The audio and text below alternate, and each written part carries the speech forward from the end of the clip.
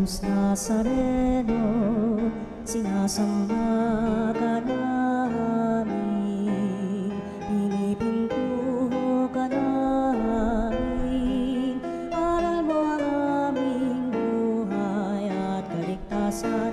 Nuestro Padre Jesus Nazareno, iligtas mo kami sa kamatayan, ang krus mong pinamatayan ay sagisag ng aming kaligtasan. Nuestro Padre Jesus Nazareno, dinarangal ka namin. Nuestro Padre Jesus Nazareno, inulwalhati ka namin. Nuestro Padre Jesus Nazareno, inarangal ka namin. Nuestro Padre Jesus Nazareno, inulwalhati ka namin.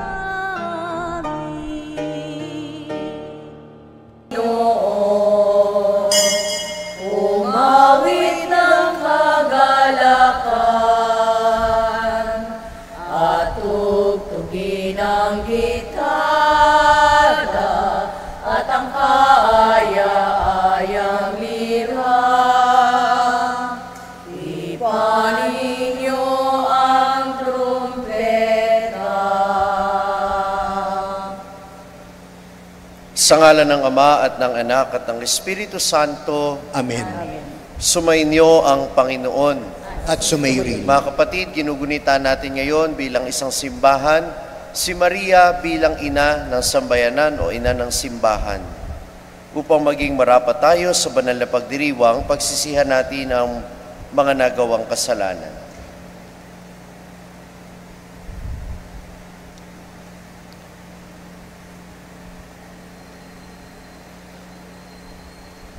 Isinugong tagapagpagaling ng mga nagsisisi, Panginoon, kaawaan mo kami. Panginoon, kaawaan mo kami. Dumating na tagapag-anyaya para makasalanay magsisi, Kristo, kaawaan mo kami. Kristo, kaawaan mo kami. Nakaluklok ka sa kanan ng Ama para ipamagitan kami, Panginoon, kaawaan mo kami. Panginoon, kaawaan mo kami. Kaawaan tayo ng makapangyarihang Diyos. Patawarin tayo sa ating mga kasalanan at patnubayan tayo sa buhay na walang hanggan. Amen. Manalangin tayo.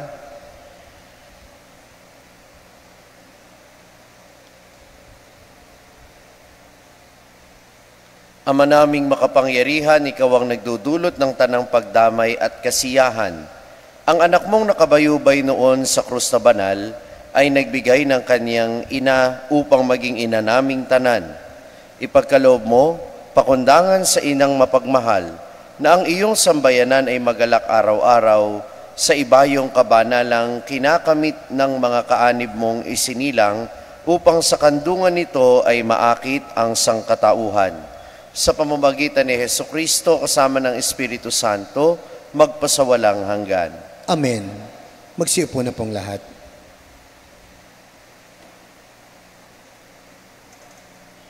Tayo po ngayon ay nasa unang bahagi ng ating pagdiriwang, ang liturhiya ng salita ng Diyos.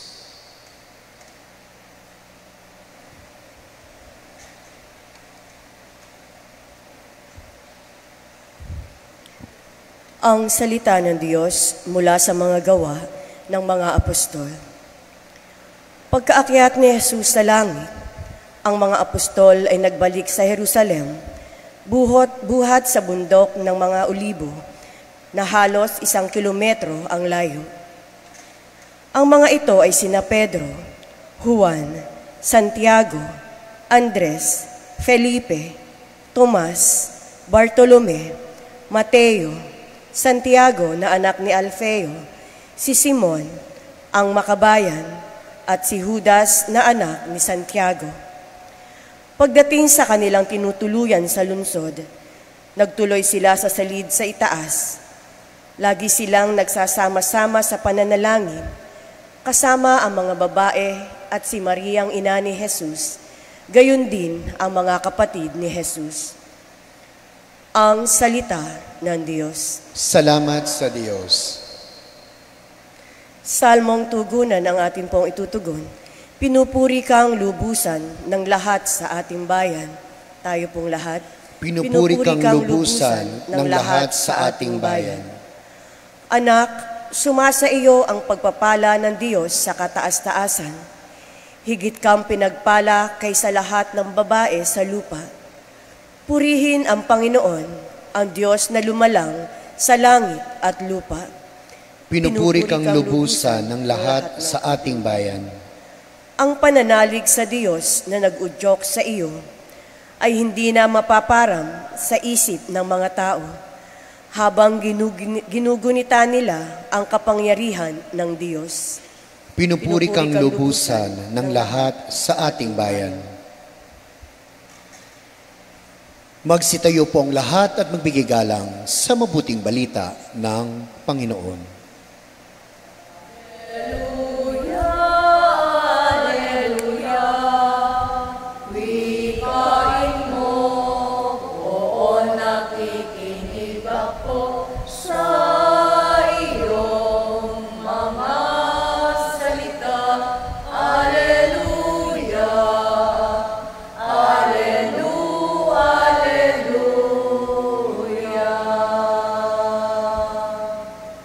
Sumainyo ang Panginoon At sumayo rin ang mabuting balita ng Panginoon ayon kay San Juan. papuri sa iyo, Panginoon. Noong panahong iyon, nakatayo sa tabi ng krus ni Jesus ang kanyang ina at ang kapatid na babae nitong si Maria na asawa ni Cleopas. Naroon din si Maria Magdalena. Nang makita ni Jesus ang kanyang ina at ang minamahal ng alagad sa tabi nito, sinabi niya, "Ginang, narito ang iyong anak," at sinabi sa alagad, "Narito ang iyong ina." Mula noon, siya'y pinatira ng alagad na ito sa kanyang bahay. Alam ni Jesus na naganap na ang lahat ng bagay at bilang katuparan sa kasulatan ay sinabi niya, "Nauuhaw ako." May isang mangkok doon na puno ng maasim na alak. Itinuhog nila rito ang isang espongha, ikinabit sa sanga ng isopo at idiniit sa kanyang bibig. Nang masipsip na ni Jesus ang alak ay kanyang sinabi, "Naganap na." Iniyukayok niya ang kanyang ulo at nalagot ang kanyang hininga. Nooy araw ng pamamahinga, nooy araw ng paghahanda, at ayaw ng mga Hudyo na manatili sa krus ang mga bangkay sa araw ng pamamahinga, sapagkat dakila ang araw ng pamamahingang ito. Kaya hiniling nila kay Pilato na ipabali nito ang mga binti ng mga ipinako sa krus at alisin doon ang mga bangkay. Naparoon niya ang mga kawal at binali ang mga binti ng dalawang ipinakong kasabay ni Jesus. Ngunit pagdating nila kay Jesus at makitang patay na siya, hindi na nila binali ang kanyang binti. Subalit inulos ng sibat ng isa sa mga kawalang tagiliran ni Jesus at biglang dumaloy ang dugo at tubig. Ang mabuting balita ng Panginoon. Pinupuri ka namin, Panginoong Hesukristo. Magsiupo na pong lahat. Magandang umaga po sa inyong lahat. Magandang umaga naman po, Father Franz. Minarapat po ng ating simbahan sa pamamagitan ng yumaong Papa Francisco na ilaan natin ang araw ng Lunes matapos ang Pentecostes upang gunitain ang mahal na Birheng Maria bilang ina ng simbahan. Mary is mother of the church because he is the mother of Jesus. And if the church is the body of Christ, then rightly Mary is the mother of the church. Kung si Maria ang ina ni Kristo at kung ang simbahan ang katawang mistiko ni Kristo, tunay nga si Maria ang ina ng simbahan. At sa natatanging paraan, ang inaalala natin ngayon ay yung katotohanan na nananatili ang mahal na Birhen kasama ng simbahan sa mga unang hakbang nito sa kanyang misyon. Kung matatandaan, nang lumapag ang Espiritu Santo sa mga alagad, naroon ang mahal na Birhen. Kasama nilang nananalangin at naghihintay doon sa silid sa itaas. Hindi iniwan ng mahal na birhen ang mga alagad ng Panginoong Hesus. Bakit?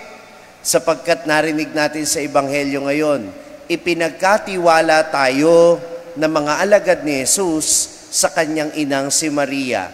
At sa atin naman, ipinagkaloob niya si Maria bilang isang biyaya na maging ina rin natin siya. Kaya nga palagi kong pinapaalala, when we honor Mary, we honor Jesus because it is His dying wish for us to receive Mary as our own mother, just like how He honored Mary as her mother. Kung paanong si Jesus ay tinanggap si Maria bilang kanyang ina, dapat ang lahat ng tagasunod ni Jesus ay tanggapin din si Maria bilang kanilang ina. Kaya nga ang ganda nung description na sinabi sa Ebanghelyo ngayon, tinanggap ng alagad na ito ang mahal na birhen sa kanyang bahay o sa kanyang tahanan. Kaya nga ang tanong ko sa inyo, tinatanggap ba ninyo si Maria bilang inyong ina, bilang bahagi ng inyong tahanan, bilang bahagi ng inyong buhay? Alam nyo, sa ating mga Pilipino, medyo madaling malaman yan at alam natin yan at mahal natin ang mahal na birhen. Amen ba yon? Sino sa inyo may rosaryo sa bulsa? Taas ang kamay. Sino sa inyo may suot na miraculous medal o eskapularyo? Taas ang kamay. Diba? Sino sa inyo may imahe ng mahal na Birheng Maria sa inyong bahay at sa inyong sasakyan? Diba? Halos lahat tayo. So, hindi mahirap sa ating mga Pilipinong mahalin ang mahal na Birhen. Kaya nga po, ang tawag sa atin ng mga obispo ng Pilipinas, tayo ang Pueblo Amante de Maria. Pakiulit nga po. Anong ibig sabihin nun? Isang bayang sumisinta kay Maria. At kung totoong mahal natin ang mahal na Birhen, hindi lang tayo dapat magkaroon ng debosyon sa Kanya sa pamamagitan ng ating mga panalangin. Bilang simbahan, siya ang ating huwaran ng makabagong ebangelisasyon. Sabi ni Pope John Paul II, idineklara niya noon sa shrine ng Our Lady of Guadalupe that Mary is the mother of new evangelization. Bakit? Pinakita niya sa atin kung anong ibig sabihin ng bagong ebangelisasyon. Hindi lang yung ipakilala natin si Jesus sa social media, hindi yung nagfo-forward lang tayo ng mga Bible quotes o ng mga inspirational messages sa umaga. Ano ang bagong evangelisasyon? Yung ginawa ng mahal na Birheng Maria kay Elizabeth, na nung nangangailangan ito'y tinulungan niya ang kanyang pinsang si Elizabeth. That is new evangelization. Na ipakita natin sa konkretong pamamaraan kung paano magmahal si Jesus. Kung totoong mahal natin ang mahal na Birhen, hindi lang natin siya itatampok sa ating mga altar. Hindi lang tayo mananalangin sa Kanya, tutularan natin ang Kanyang mabuting halimbawa. Amen po ba yun? Yan ang hinihiling sa atin ng simbahan ngayon na ipinagdiriwang natin si Maria bilang ina ng sambayanan.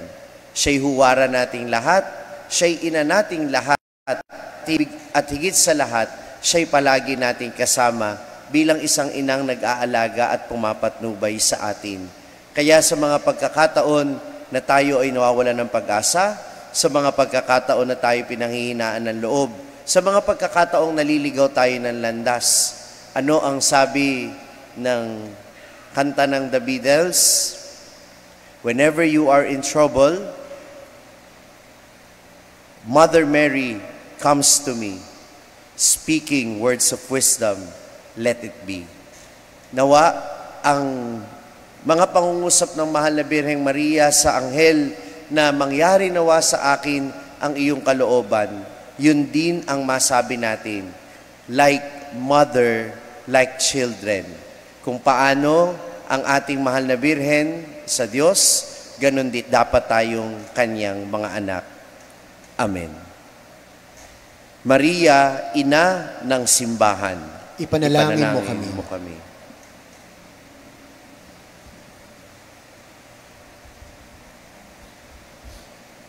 Magsitayo po ang lahat. Idalangin natin sa Diyos na mapagmahal na ating Ama, na sa pagsunod natin sa halimbawa ni Maria sa tuwin ay hanapin at tuparin natin ang kanyang kalooban. Panginoon, dinggin mo ang aming panalangin. Panginoon, dinggin mo ang aming panalangin.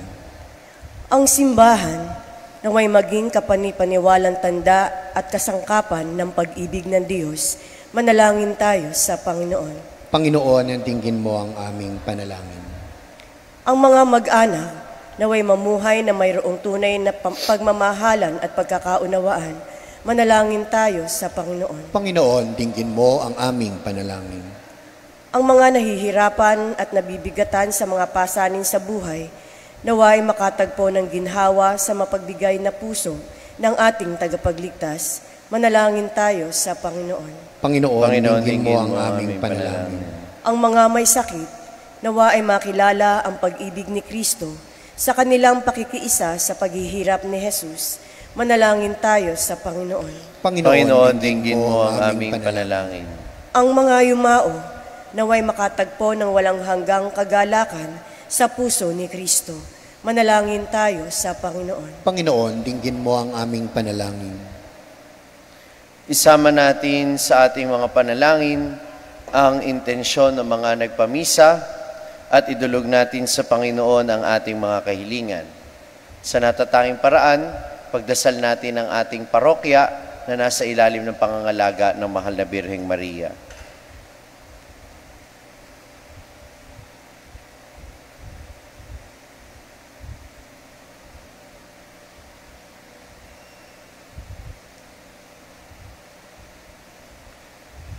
Diyos na aming Panginoon at Guro, linisin mo ang aming mga puso upang tanggapin namin si Kristo na iyong anak ayon sa diwa ng pananampalataya at pagsunod ni Maria. Hinihiling namin ito sa pamamagitan ni Kristong aming Panginoon. Amen. Amen. Magsiupo na po ang lahat. Tayo po ngayon ay nasa ikalawang bahagi na ng ating pagdiriwang, ang liturhiya ng Eucharistia.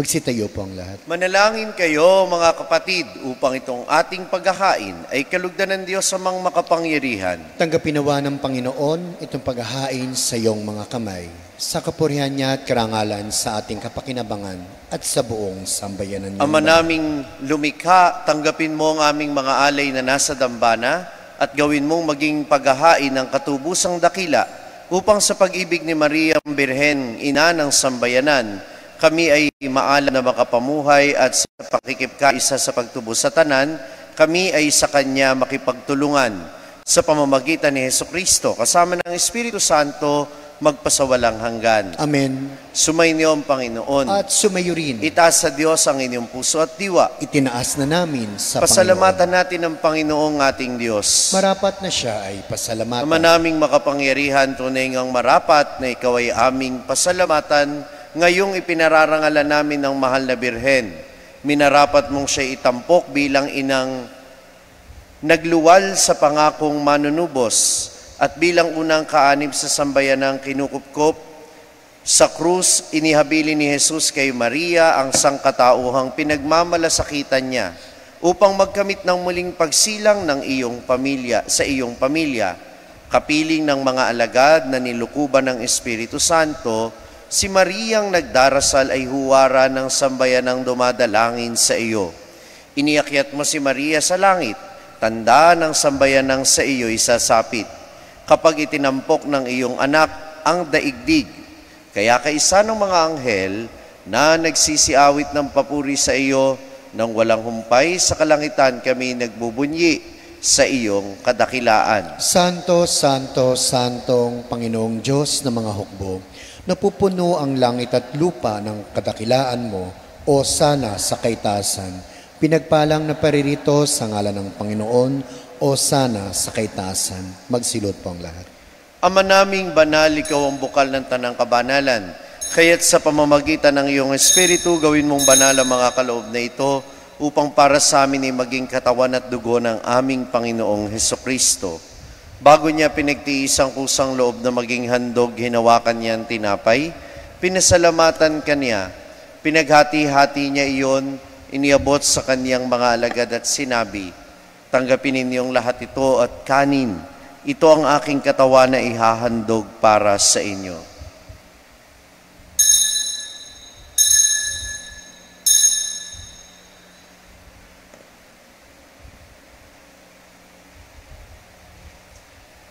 Gayun din naman nung matapos ang hapunan, ninawakan niya ang kalis, muli kaniyang pinasalamatan, iniabot niya ang kalis sa kaniyang mga alagad at sinabi, tanggapin ninyong lahat ito at inumin, ito ang kalis ng aking dugo, ng bago at walang hanggang tipan. Ang aking dugo na ibubuhos para sa inyo at para sa lahat, sa ikapagpapatawad ng mga kasalanan, gawin ninyo ito sa pag-alala sa akin.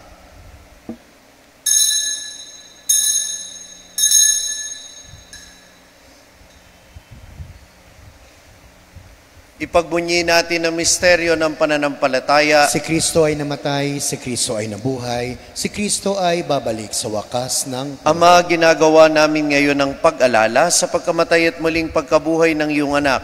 Kaya't iniaalay namin sa iyo ang tinapay na nagbibigay buhay at ang kalis na nagkakaloob ng kaligtasan. Kami ay nagpapasalamat dahil kami iyong minarapat na tumayo sa harap mo para maglingkod sa iyo. Isinasamo namin kaming magsasalo-salo sa katawan at dugo ni Kristo yung mabuklod sa pagkakaisa sa pamamagitan ng Espiritu Santo. Ama, lingapin mo ang iyong simbahang laganap sa buong daigdig. Puspusin mo kami sa pag-ibig, kaisa ni Leon na aming Papa at ni Dennis na aming Obispo at ng Tanang Kaparian. Alalahanin mo rin ang mga kapatid naming nahimlay na may pag-asang sila'y muling mabubuhay, gayon din ang lahat ng mga pumanaw. Kaawaan mo sila at patuloyin sa iyong kaliwanagan. Kaawaan mo at pagindapatin kaming lahat na makasalo sa iyong buhay na walang wakas. Kaisa ng mahal na Birheng Maria na Ina ng Diyos, ang kanyang kabiyak ng puso si San Jose. Kaisa ng mga apostol at ng lahat ng mga banal na namuhay dito sa daigdig ng kalugod-lugod sa iyo. May pagdiwang nawa namin ng pagpupuri sa ikararangal mo sa pamamagitan ng iyong anak na aming Panginoong Hesukristo. Sa pamamagitan ni Kristo, kasama niya at sa Kanya, ang lahat ng parangal at papuri ay sa iyo. Diyos amang makapangyarihan, kasama ng Espiritu Santo, magpasawalang hanggan. Amen. Sa tagubilin ng mga nakagagaling na utos sa turo ni Jesus na Panginoon natin at Diyos, ipahayag natin ng lakas loob. Ama namin,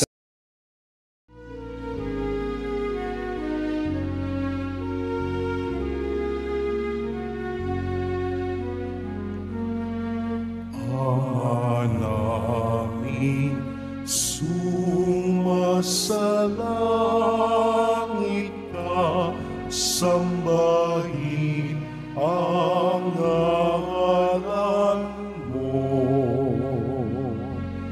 Mapasa amin ang kaharian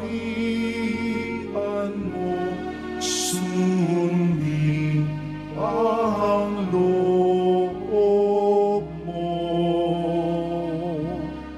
Dito sa lupa para ng sa langit,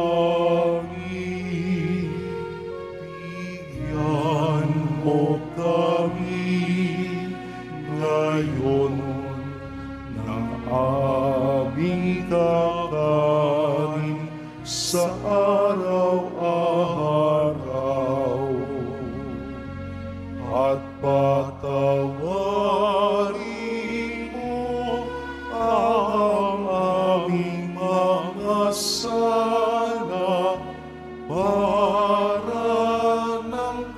magpapatawad na kami sa nagkakasala sa amin.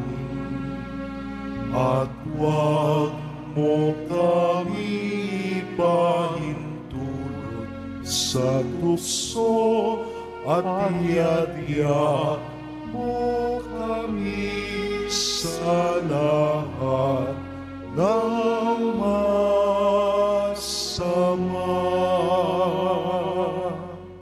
Hinihiling namin kami iadya sa lahat ng masama, pagkalooban ng kapayapaan araw-araw, iligtas sa kasalanan at ilayo sa lahat ng kapahamakan. Samantalang aming pinananabikan ng dakilang araw ng pagpapahayag ng tagapagligtas naming si Jesucristo. Sapagkat iyo ang kaharian at ang kapangyarihan at ang kapurihan magpakailanman. Amen. Panginoong Jesucristo, sinabi mo sa iyong mga apostol, kapayapaan ang iniiwan ko sa inyo, ang aking kapayapaan ang ibinibigay ko sa inyo. Tungayan mo ang aming pananampalataya at huwag ang aming mga pagkakasala.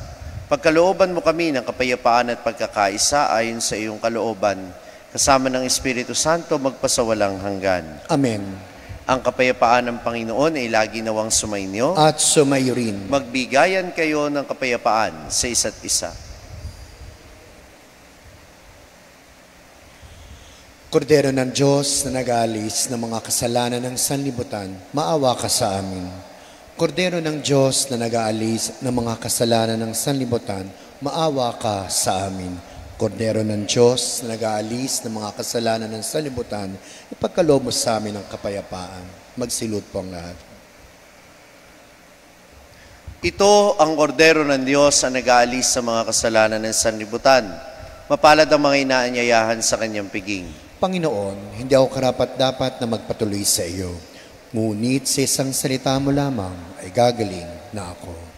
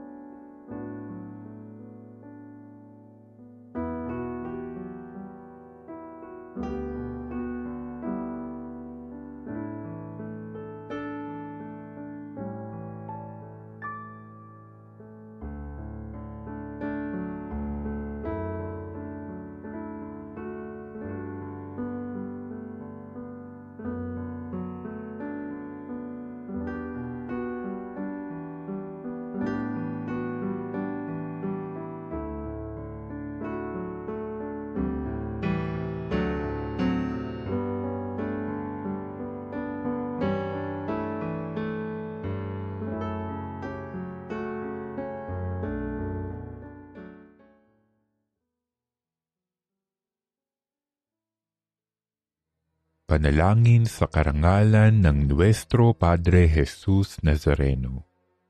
O Jesus Nazareno, katamis-tamisan naming manunubos, sa harap mo ngayon naririto kami't nangangayupapa at nagsisisi ng taos-puso sa aming pagiging walang turing sa iyo at paglimot sa di mabilang na mga biyaya mo.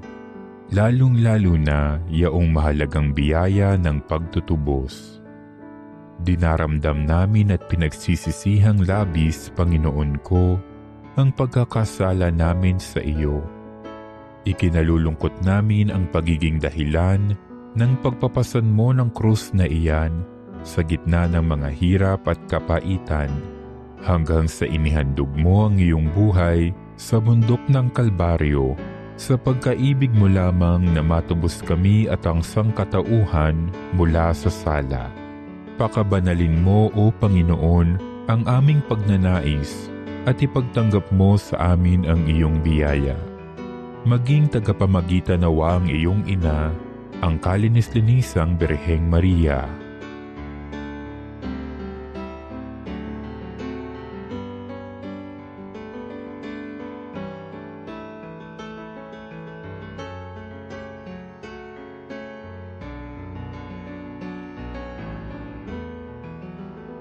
Ama naming makapangyarihan, niloob mong akuin ang iyong anak, ang krus at kamatayan, upang ang sangkatauhan ay matubos at mabuhay. Ang pag-ako namin sa krus at kamatayan dito sa lupa, ayon sa diwa ng pagsunod sa iyong loob, na ginanap ng iyong anak, ay magpagindapat nawa naming kamtin ang lubos na katubusan at pagkabuhay sa iyong piling, sa pamamagitan ni Hesukristo, kasama ng Espiritu Santo, magpasawalang hanggan. Amen. Nuestro Padre Jesus Nazareno, Panginoon namin at Diyos, kaawaan mo kami.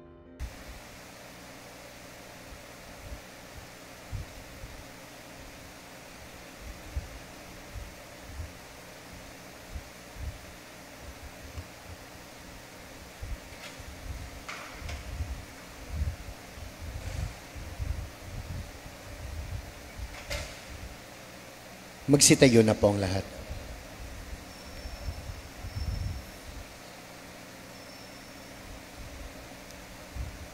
Doon sa pagkabayubay ni Jesus sa krus na banal, ay kanyang hinabilinan ng alagad niyang mahal ang iyong inay nariyan. Manalangin tayo. Ama naming mapagmahal, kaming mga nakinabang sa dulot mong katubusan at buhay, ay dumadalangin sa tulong ni Mariang Ina at Birheng Banal, ang mabuting balita ay mailaganap sa tanan at ang Espiritu Santo ay lubos na manahan sa sanlibutan. Sa pamamagitan ni Hesukristo kasama ng Espiritu Santo, magpasawalang hanggan. Amen. Pagkatapos ng misa, maaaring lumapit ang mga humihiling ng pagbabasbas, lalo na sa anibersaryo ng kasal at gayon din sa kanilang kaarawan. At yung mga nais ding magkumpisal, pumunta lang po sa may sacristy sa gawing kanan ng ating simbahan. Sumainyo ang Panginoon At sumayo rin. at pagpalain kayong lahat na makapangyarihang Diyos, Ama at Anak at Espiritu Santo. Amen. Tapos na ang ating pagdiriwang, humayo kayo sa kapayapaan ni Kristo. Salamat sa Diyos. Nuestra Señora del Carmen, mahal na ina namin, patron ng makasaysayan, simbahan ng Baraswain, pagpalain mo po ang parokya, kabayan ng aming pamilya, tulungan mo kaming lubos na magmahal sa kapwa at mga kaaway.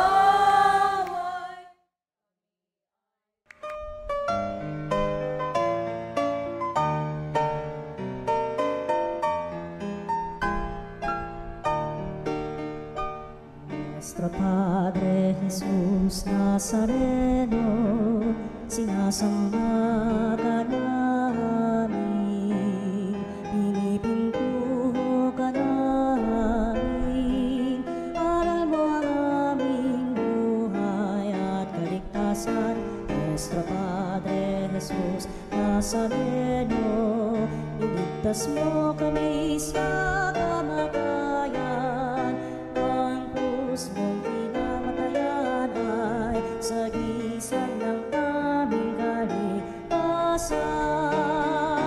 Nuestro Padre Jesus Nazareno, dinarangal ka namin.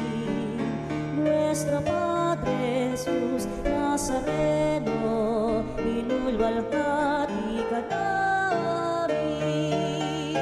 Nuestro Padre Jesus Nazareno,